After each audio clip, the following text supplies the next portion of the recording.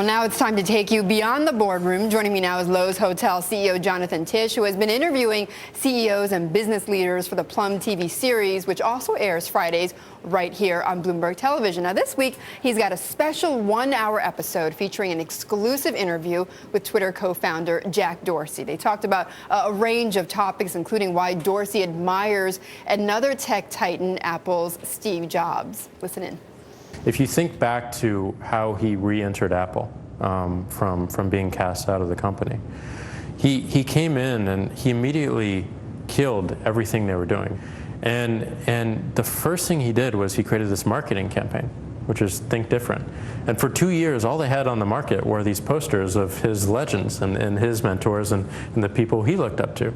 And it just said Think Different. And all the while, he was focused on one product, which was the iMac. And the clarity and the focus of execution has just been so inspiring to me.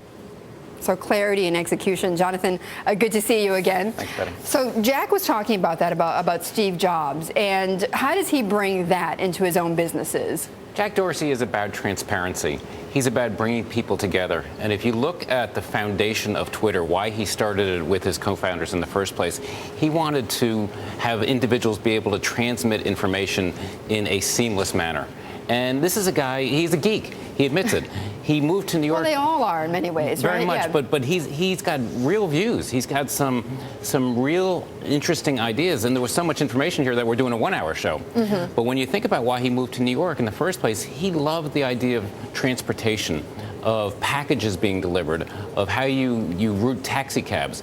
And that's what brought him to New York, to work in the dispatch industry. Mm-hmm. And he just took that idea of how you move information to the next step, which is Twitter.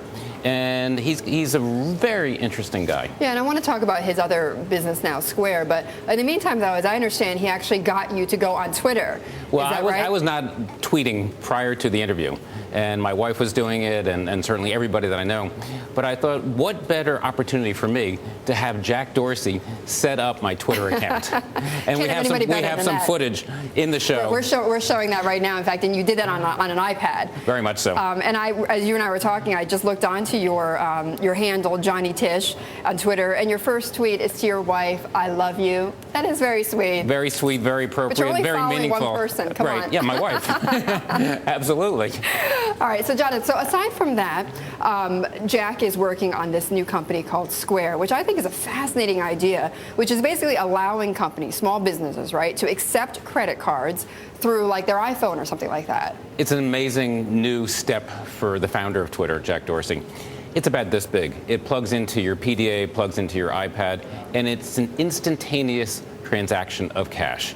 And once again, it goes to his thoughts on transparency and people being able to communicate or transact amongst themselves. And what you'll be able to do is, if you're nanny or your landscaper, you can just swipe a card and it's done. That's it. And this is the next idea that he's working on. So where is he in the cycle of this? Where is he? They're now talking to some of the credit card companies. They're talking to some of the major banks about how this invention and how this product will fit into how they do business. And he talks about it on Beyond the Boardroom.